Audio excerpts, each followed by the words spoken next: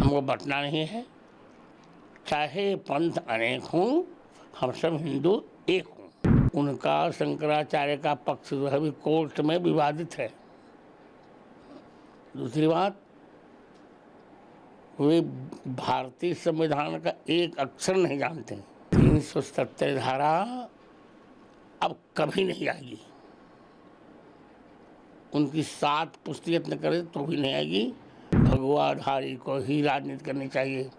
ये भगवा ध्वज, ये भगवा रंग भगवान का रंग है। हमको बंटना नहीं है। चाहे पंथ अनेक हों, हम सब हिंदू एक हों। और जब हम एक होकर रहेंगे तो हमारा कोई बाल भी बांका नहीं कर सकेगा।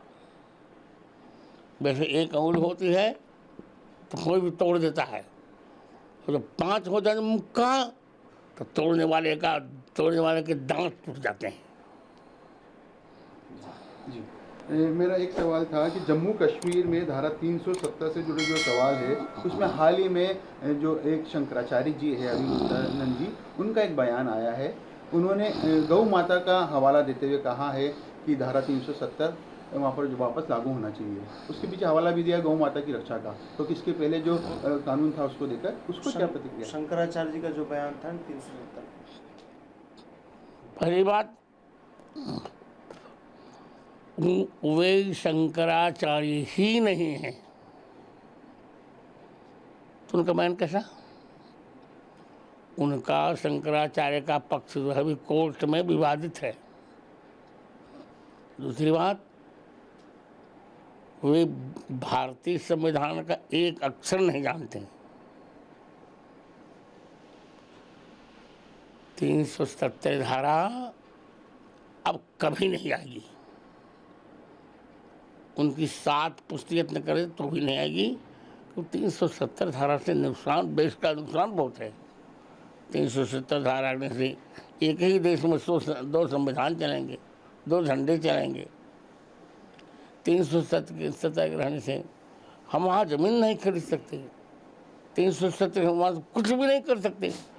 हम कश्मीर को अलग नहीं होने देंगे। हाँ, गौ माता की रक्षा भी हो और 370 धारा समाप्त रहे, यही मेरा मंतव्य है। गुरुजी, एक बयान कल जो कांग्रेस के अध्यक्ष है मल्लिकार्जुन खड़गे जी, उनका साधु संतों के बारे में आया। खासतौर पे जो भाजपा में शामिल साधु संत है उनके जो पहनावे हैं उनको लेकर उन्होंने बात कही। क्या कहना है आपका? क्या योगी जी के लेकर उन्होंने कहा कि भगवाधारी को राजनीति नहीं करनी चाहिए। कहाँ लिखा है? राजनीति गुंडों को करनी चाहिए, राजनीति लुच्चों को करनी चाहिए, राजनीति लफंगों को करनी चाहिए। भगवाधारी को ही राजनीति करनी चाहिए। ये भगवा ध्वज, ये भगवा रंग भगवान का रंग है। इसी भगवे झंडे को शिवाजी ने फहराकर पूरे राष्ट्र को एक कर दिया, महाराष्ट्र को एक कर दिया था। भगवाधारी को ही राजनीति करनी चाहिए। सूटेड बूटेड को भारत में राजनीति नहीं करनी चाहिए। 2 दिन पहले जयपुर में ही एक बड़ी कॉन्फ्रेंस हुई थी जो वक्फ संशोधन कानून जो है उसके सिलसिले में मोती डूंगरी रोड पर। उसमें तौकीर रजा ने एक विवादित बयान भी दिया, मौलाना तौकीर रजा ने, कि हमारी जो आबादी है वो यदि सड़कों पर आएगी तो रूह कांप जाएगी। इस प्रकार के बयान आना किस तरह देखते हैं आप? वो बौखला गया है। यदि उसकी आबादी ये कहती हमारी आबादी यदि एक हो जाएगी ना तो इनके ये 141 देशों में कहीं नहीं रह पाएंगे, तो इनको रसातल ही जाना पड़ेगा। एक सनातन जो बोर्ड है उसकी भी मांग चल रही है, आपका क्या मत है इस बारे में? वो हम लोग अभी कुंभ में मीटिंग करेंगे, बैठक करेंगे, फिर निर्णय लेंगे।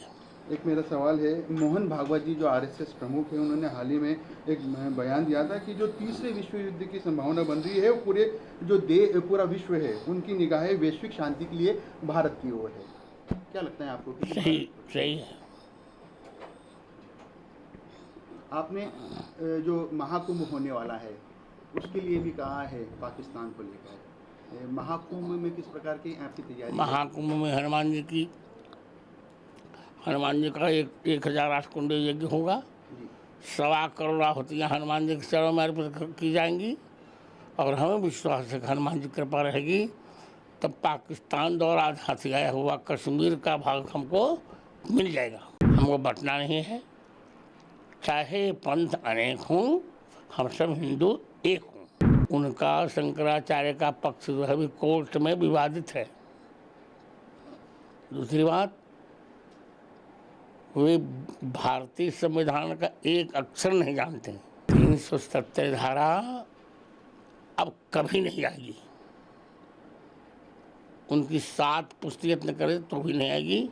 भगवाधारी को ही राजनीति करनी चाहिए। ये भगवा ध्वज, ये भगवा रंग भगवान का रंग है। हमको बंटना नहीं है, चाहे पंथ अनेक हों, हम सब हिंदू एक हों।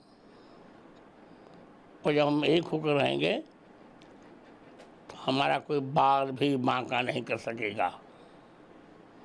वैसे एक अंगुल होती है तो कोई भी तोड़ देता है, और जब 5 हो जाए मुक्का तो तोड़ने वाले के दांत टूट जाते हैं। जी मेरा एक सवाल था कि जम्मू कश्मीर में धारा 370 से जुड़े जो सवाल है उसमें हाल ही में जो एक शंकराचार्य जी है अभिनंदन जी, उनका एक बयान आया है। उन्होंने गौ माता का हवाला देते हुए कहा है कि धारा 370 वहाँ पर जो वापस लागू होना चाहिए। उसके पीछे हवाला भी दिया गौ माता की रक्षा का, तो इसके पहले जो कानून था उसको देकर उसको क्या प्रतिक्रिया? शंकराचार्य जी का जो बयान था 370, पहली बात, वे शंकराचार्य ही नहीं है तो उनका बयान कैसा? उनका शंकराचार्य का पक्ष जो है अभी कोर्ट में विवादित है। दूसरी बात, वे भारतीय संविधान का एक अक्षर नहीं जानते। 370 धारा अब कभी नहीं आएगी। उनकी 7 पुष्टि यत्न करे तो भी नहीं आएगी, क्योंकि 370 धारा से नुकसान, देश का नुकसान बहुत है। 370 धारा से एक ही देश में 2 संविधान चलेंगे, 2 झंडे चलेंगे। 370 के रहने से हम वहाँ ज़मीन नहीं खरीद सकते। 370 हम वहाँ कुछ भी नहीं कर सकते। हम कश्मीर को अलग नहीं होने देंगे। हाँ, गौ माता की रक्षा भी हो और 370 धारा समाप्त रहे, यही मेरा मंतव्य है। गुरुजी, एक बयान कल जो कांग्रेस के अध्यक्ष है मल्लिकार्जुन खड़गे जी, उनका साधु संतों के बारे में आया, खासतौर पे जो भाजपा में शामिल साधु संत है उनके जो पहनावे हैं उनको लेकर उन्होंने बात कही है। क्या कहना है उनका? क्या योगी जी के लेकर उन्होंने कहा कि भगवाधारी को राजनीति नहीं करनी चाहिए। कहाँ लिखा है? राजनीति गुंडों को करनी चाहिए, राजनीति लुच्चों को करनी चाहिए, राजनीति लफंगों को करनी चाहिए।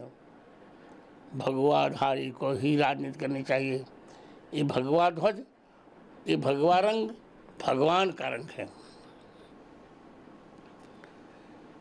इसी भगवे झंडे को शिवाजी ने फहराकर पूरे राष्ट्र को एक कर दिया, महाराष्ट्र को एक कर दिया था। भगवाधारी को ही राजनीति करनी चाहिए।